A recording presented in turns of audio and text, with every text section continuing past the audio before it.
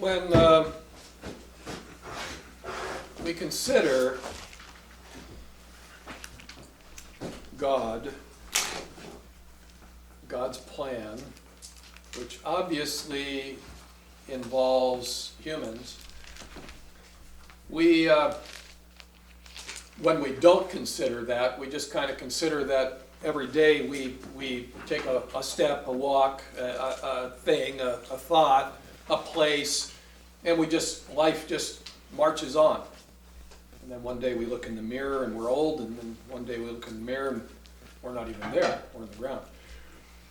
So, from the human perspective, without God, it's kind of this thing, you start, and then the other thing is you finish.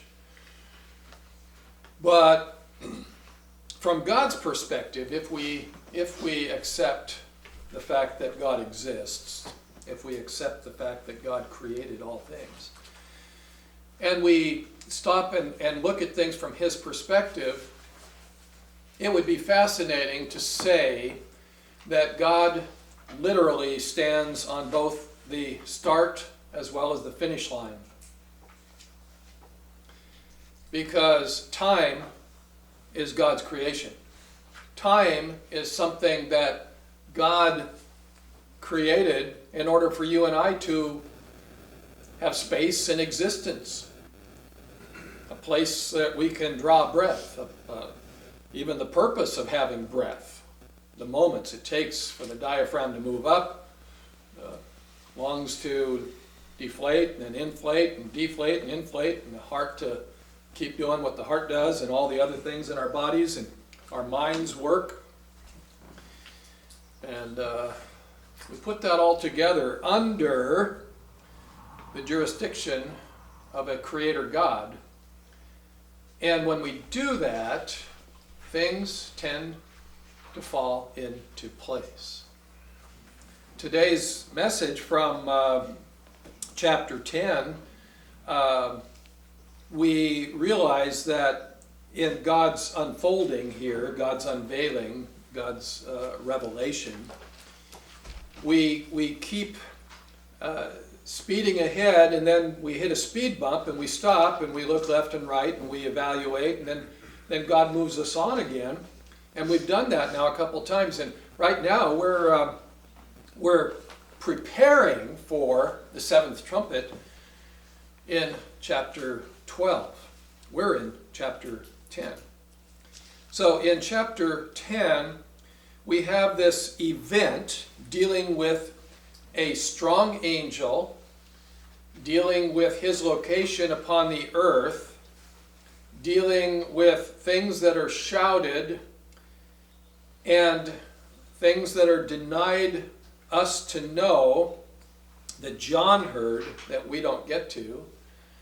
A little book that contains something that is going to affect John in his ministry. And we finish up with a recommissioning of John in verses 8, 9, 10, and 11. So we begin with what John saw in verse 1. He saw another strong angel. Another one. When we stop and look at what this angel is, he's coming down from heaven. He's clothed with a cloud. We'll get back to that, of course. There's a rainbow. Basically, it's on his head. His face, his appearance, his countenance is as the sun. His feet are, and just so you know, the feet would, I want to say, obviously include the legs, because a foot cannot be a pillar, whereas a foot and a leg would be a pillar of fire. And then he has a scroll, and he's on land. So is this Jesus? The quick answer is no, can't be, because of the very small phrase, another strong angel, another one. Where do we have the first one? In chapter 5, verse 2. This angel here is similar to the one there, but he's distinct from that one because he is another one. So the first strong angel in chapter 5 obviously was important. This one is obviously important. Let's take a look at what he's like. He's coming down out of heaven. Okay, so the perspective of the revelation now leaves heaven. We've already dealt with a number of things with the demons on earth and the scorpions, all those nasty things. But now something is happening from up here in which John's perspective is going to be down here. So John isn't, in a sense, up there looking down. John is going to be down here. So this strong angel, this second one, minimum of two, he comes down from heaven, and he is he's having been clothed by a cloud. It's fascinating to try to read this word and get the full scope of what we're seeing. This angel is enveloped in a cloud. And I read a lot, of course, this week, and I think somebody said, well, he's so tall that he's in the clouds, and it's like, seriously? You're going to go there? No, let's not go there. Let's stop and think about what clouds indicate throughout the scriptures. Clouds, so many times, if you remember when Jesus ascended, he was removed from their sight by what? A cloud. Is that because it was low-hanging clouds that day? Or was the glory of God, the clouds, is that mysterious separation for us or from us on our behalf so that we don't actually get to look into heaven, so to speak.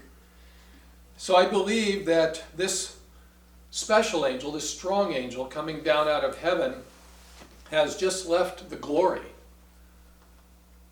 of the Father, clothed in a cloud. And there's a rainbow. He has a rainbow upon his head.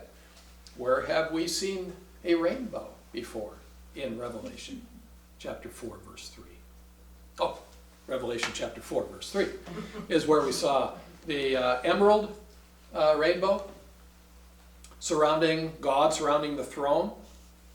So if he has a rainbow on his head, perhaps he's just left the presence of the throne. And his face, his visage, was as the sun.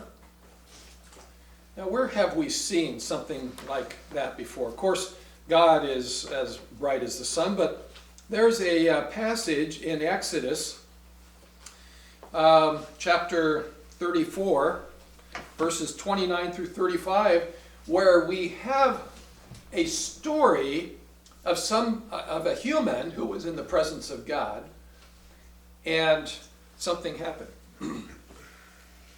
Exodus 34, verse 29, and it came about when Moses was coming down from Mount Sinai, and the two tablets of testimony were in Moses' hand as he was coming down from the mountain, that Moses did not know that the skin of his face shone because of his speaking with him.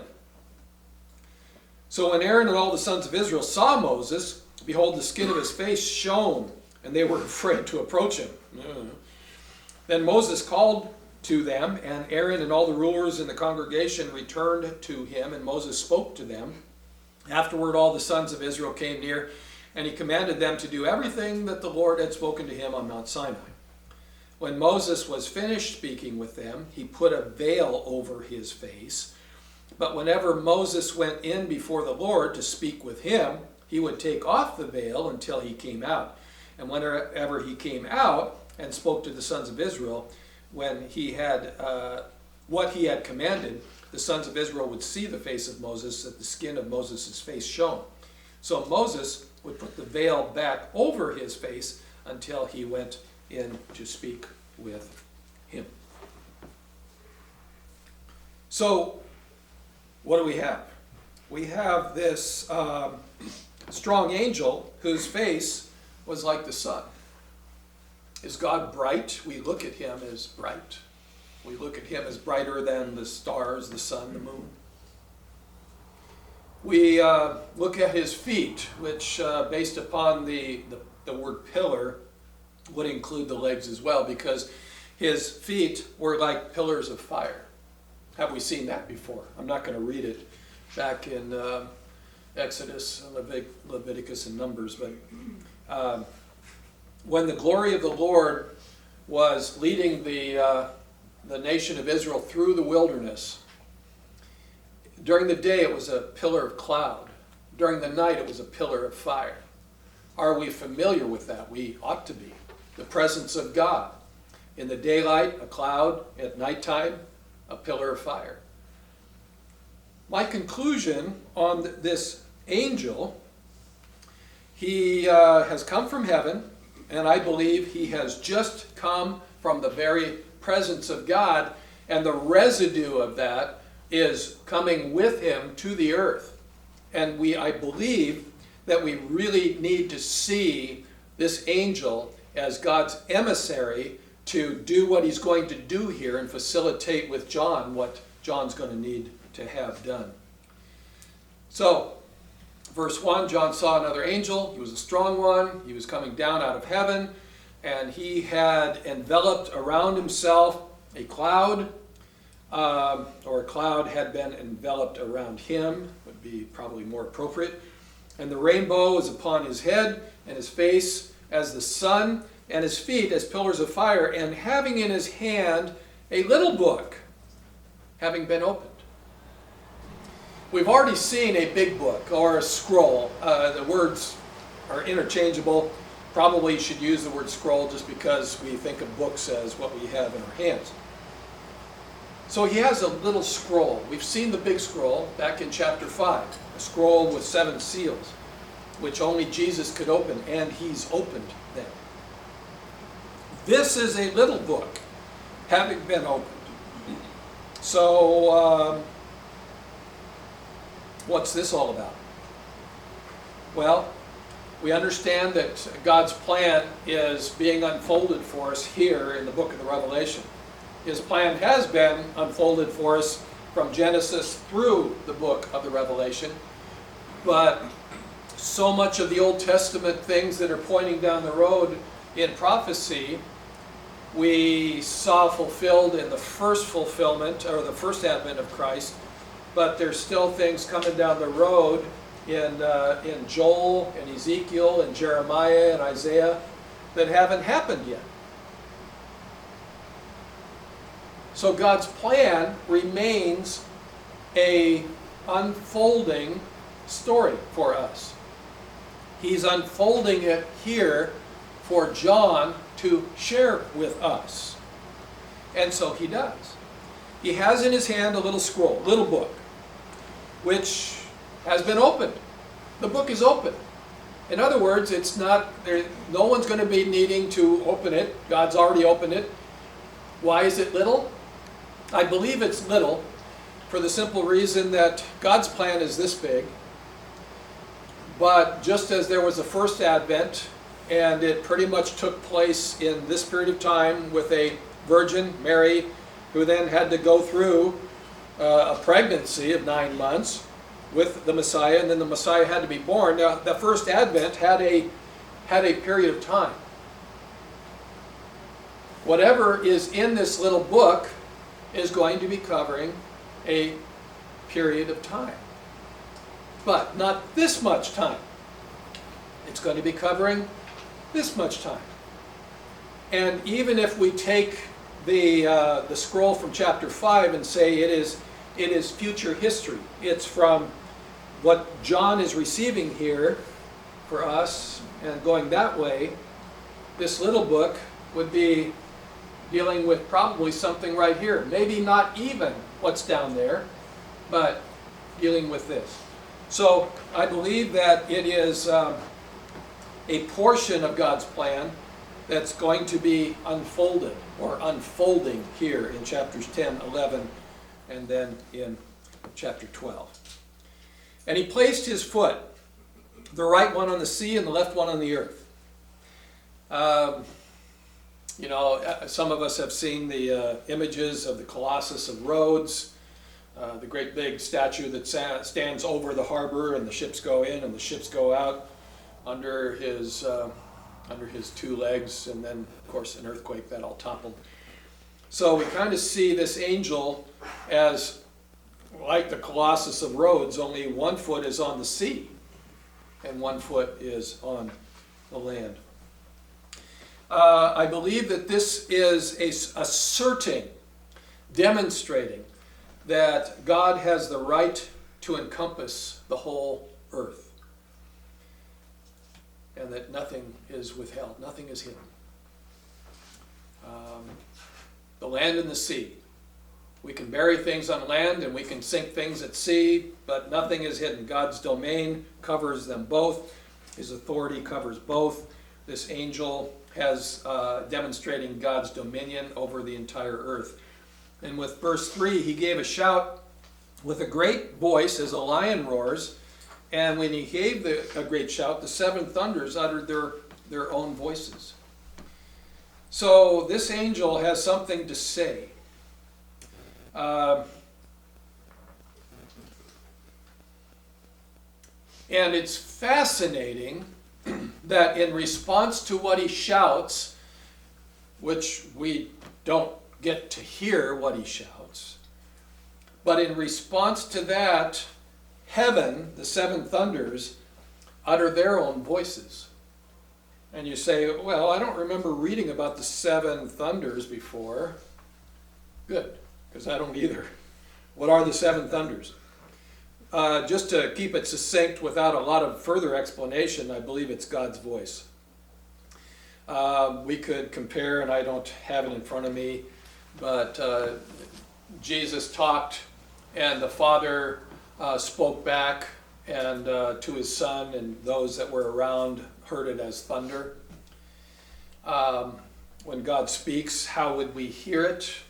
Of course, a still small voice, we could hear that in the various ways that God has dealt with men over the millennia, but in this case it's thunders.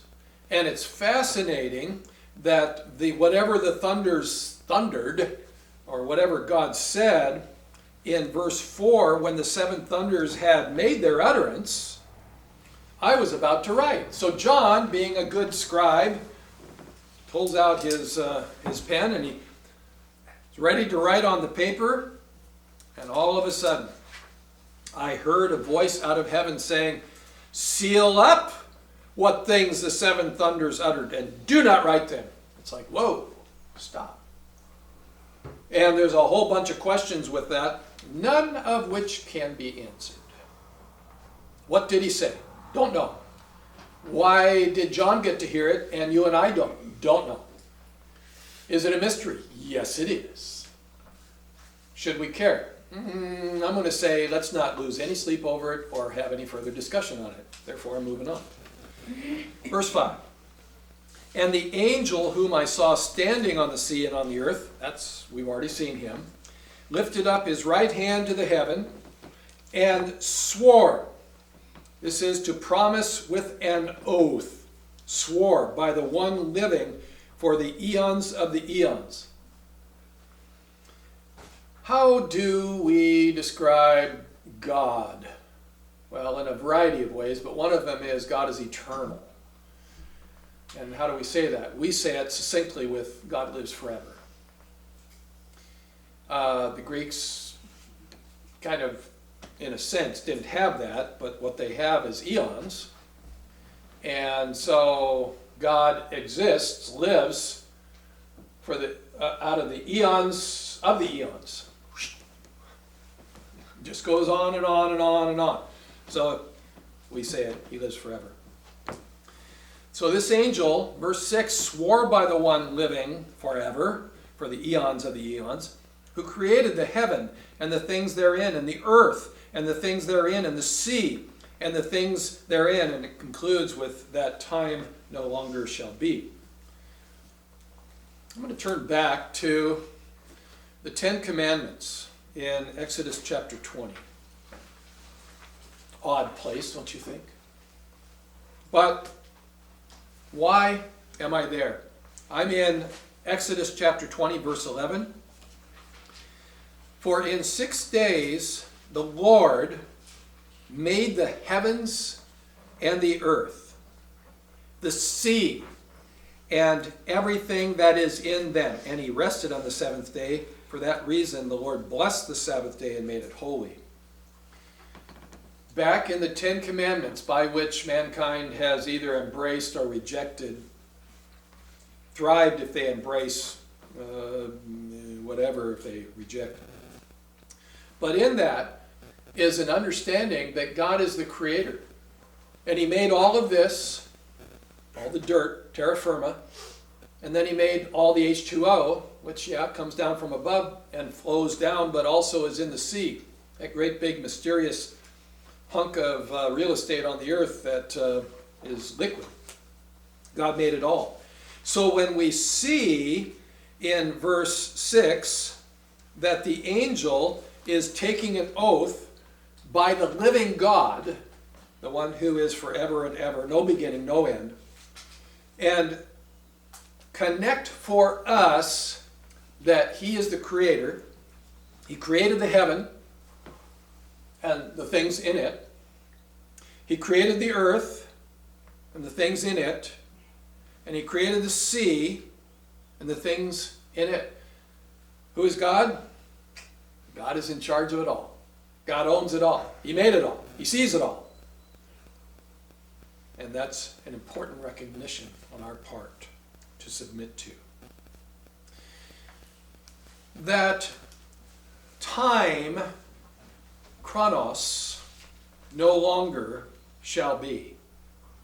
Now, what is that? You know, we sang, what was that? On a bright and cloudless morning when the dead in Christ shall rise, and the morning breaks eternal, bright and fair. I have a reason for singing that. The roll is called up yonder, we will. When time shall be no more. There we go. When time shall be no more. I think that phrase in that song comes from this, but is that what is actually being said? That time stops. It doesn't make any sense that time stops because we still have 1,000-year reign of Christ upon the earth, and those are measured years. If you believe in literal translation of 1,000 years, which is more than once mentioned, then that's time. So is time no more?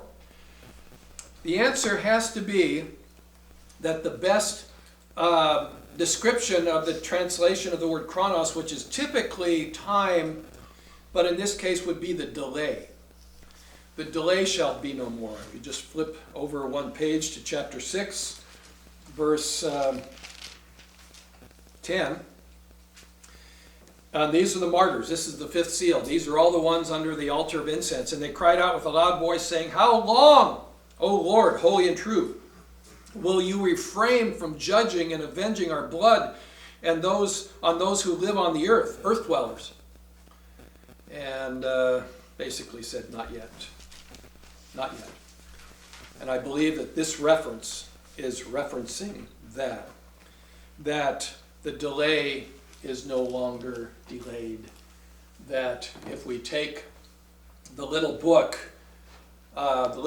is telling us what the end game is. And I think that little book revealed things very specifically. If you stop and think about what is in the Bible from Genesis through Revelation, prophetically looking at the future, you have to go to Deuteronomy, you have to go to Genesis, you have to go to Ezekiel, Jeremiah, Isaiah, Zechariah, Micah. You have to go through the whole Old Testament, and then you have to pull out what Paul teaches us about those things and other things that Jesus revealed to him. So it's not all just in one place. So I think what was revealed at the seven thunders, I think the seven thunders gave very specific information, and God said, John, no, can't say that. Oh, okay, I won't. So I'll just relate then what's going on here. So this angel swore by God, the Creator, and he says that there will no longer be a delay. And there's a phrase, I'm not going to turn to it, in Ezekiel, that God said, I told you, and you know what, I'm done talking. Now it's going to happen. I think that's what this is. Verse 7, but in the days of the voice of the seventh angel, when he is about to sound, then the mystery of God is complete. It's finished, as he announced to his servants, the prophets. Now this is, if everything in here was easy to you, there are things that just drive me nuts. And what I ask questions and I don't always get the answers. So we're approaching the conclusion. So he alludes to that in verse 7, in the days of the blast of the seventh angel. That's coming up. Whenever he is about to sound. So that's going to mark the conclusion, the completion, the fulfillment of the mystery of God. And the mystery of God is brought to conclusion. Remember that a mystery is something that we don't understand until it's revealed. And that's why we have the book of the Revelation. It's like, what happens on the other end? Well, God is telling us about it here. And we have to pay attention to it. As he, and this is where we get into a word that I've told you before in a variety of places. Luke and Peter have both had this. As he announced to his servants, the prophets. As he preached to his servants, the prophets. As he gave the good news to his own slaves, the prophets, which comes closer, but my translation is as he good newsed his own slaves, the prophets. The word is an interesting word. It's the word that we get evangelism from. Remember, evangelism is a transliteration of the word euangelion, which is a good message or good news. And it functions as a verb. So at first I put, and as he announced good news to his own slaves, but the Greek doesn't support that. So the only way I could bring it to its surface was as he good newsed his own slaves. And the thing that we need to see there is this isn't the slaves of him. This is a reflexive pronoun. So God does this with his prophets. Whether he does this too, I don't know, but he does this. They're his own. So if God calls a person, they're his. That's why Kathy and I are still in ministry after all these years, because God called me as a kid and then as a collegiate, and has affirmed that over the years. And it's like, when are you going to retire? Pretty much when I die, I guess. Unless you guys vote me out. But he announced as good news, but it really is he good newsed those that belong to him, the prophets. We don't want to negate the importance of prophets, nor do we want to give any credence to anybody to the left or to the right, whether it be Tolkien or C.S. Lewis or some other writer. There are no prophets in existence, but the prophets of God that speak God's truth from God's heart to men. So, in the Old Testament, those that were false prophets, they say, hey, everything's going to be okay. I heard somebody say that from the pulpit, and I'm going, wow, I don't think so, especially when that person is dead. So they're a false prophet. So God's people, the prophets, are important to him. And as we turn to verse 8, and in your notes, the title of verses 8 through 11 is the recommissioning of John the prophet. How many of us have ever looked at John as a prophet? But that's exactly what he is. And this is his recommission. He was commissioned, if I could find it quick, chapter 1, verse 19. Therefore write the things which you have seen, and the things which are, and the things which will take place after these things. That is relating God's truth. That's what a prophet does. And here we have a recommissioning. Then the voice which I heard from heaven, I heard again speaking with me and saying, Go, take the book which is open in the hand of the angel who stands on the sea and the land. So the message which the angel, remember, who has come down straight from the presence of God, now showing God's dominion and power on the earth. God is in charge. And God is telling John to go get that little book. So get up and go. And it's kind of like John is up here looking down, so John gets to do this. And I want to say it's humorous. I'm not really sure it is in verse 9. So I went to the angel telling him to give me the little book. I mean, stop and picture yourself as John. Excuse me? Excuse me? You with the fiery leg? Ah! How do you even do that? But John, I think, is more or less in tune with all of this. So he goes down. So I went to the angel, and I tell him to give me the little book. And he said to me, take it and eat it. Take it and eat it. Eat it seems to be a Hebrew idiom for receiving knowledge. And that's borne out in many places. Parallel with Ezekiel chapter 3, verses 1, 2, and 3, and Jeremiah chapter 15, verse 16. They took and they ate. And it's the receiving of what God's plan is, what God has to say. And the angel tells them that it will embitter your stomach. That is fascinating, and there is, of course, discussion, as there is on every single word in all of this. So you walk through the weeds and look for the flowers, and I believe that this bitterness of the stomach, the koilia, which is not just the stomach, the belly, but this, that he will sense the bitterness of the message. That's what I think. He's going to sense the bitterness of the message. But in your mouth, it will be sweet as honey. Okay, everybody can get into that. Honey is good. You ever tasted Bob's honey? Bob's honey is really good. Thank you, Bob. Verse 10. So I did it. I took the little book from the hand of the angel.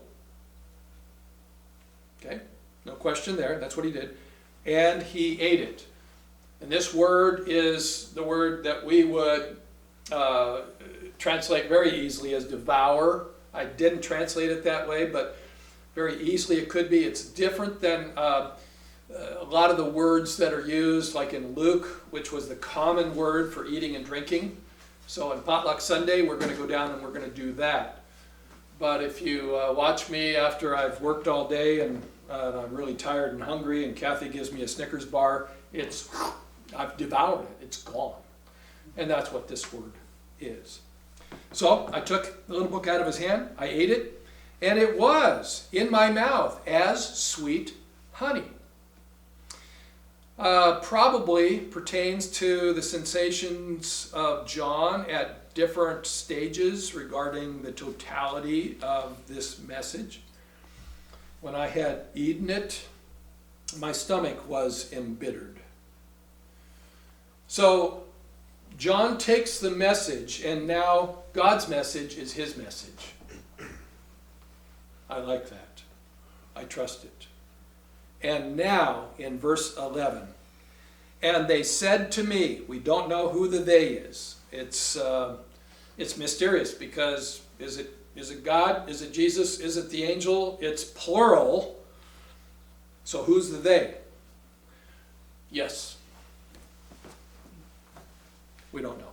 He said to me, it is necessary for you again to prophesy concerning peoples and nations and languages and kings, many of them. To prophesy concerning. You'll see on P in your notes, to prophesy to many peoples. The preposition there is epi. Epi is usually upon. So to prophesy upon many peoples, it ends up probably being the word concerning or in regard to, because it's with datives. And so that makes it easier to say, to prophesy concerning many peoples and nations and languages and kings. So John has a job to do. He must tell God's truth, the future truth.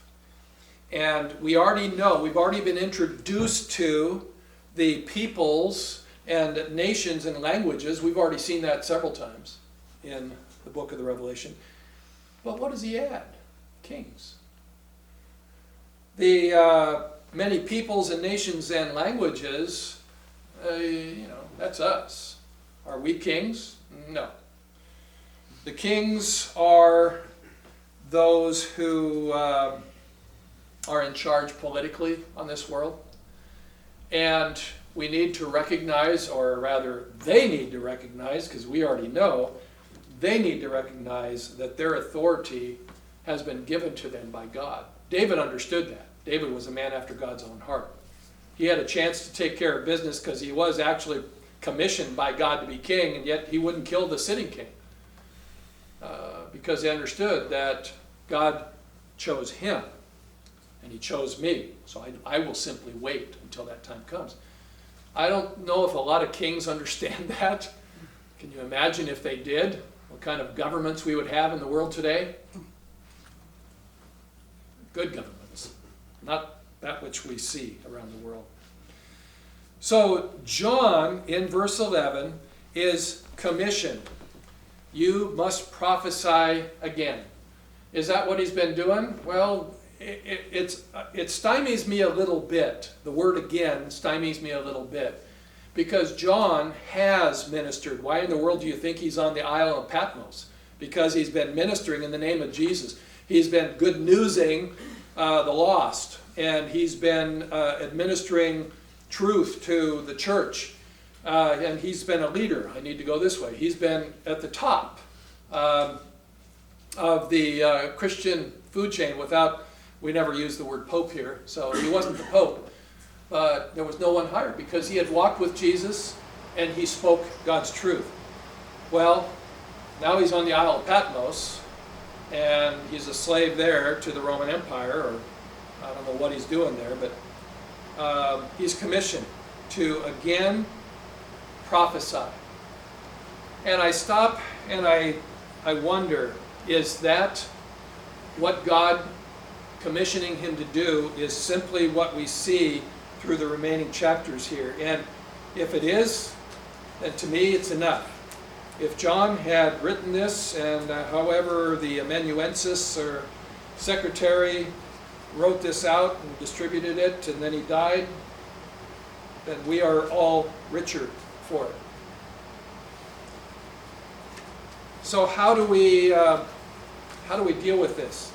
We recognize that we are moving through the book of the Revelation. We are in another slight speed bump. We're slowly going over the speed bump. Chapter 11, same thing. We're going to see the two witnesses. We're going to see Jerusalem. We're going to see the world's attitude towards God's message. But again, it's not specifically dealing with what we've already seen in the seals and in the trumpets. This is a brief respite for us before we hit chapter 12, when again all hell breaks loose on earth. So, all right, now you know. I hope you're not confused on a higher level. I hope you see that God is in charge. Time is his framework, and he has a message, and it's got to be given, and it will be, to the glory of God. Father, you've got things you wish to accomplish, and we have no idea whether literal time as we know it for us will be done here in a few hours, the rapture comes, or whether you call us home in a different way. We don't know if you're going to hold off for another 6 months or another year. We don't know. But we do know that truth remains truth and that we have it. So Lord, as you give us opportunity, give us the courage and the wherewithal to share what you've given to us. To the glory of God, in Jesus' name, amen. Amen.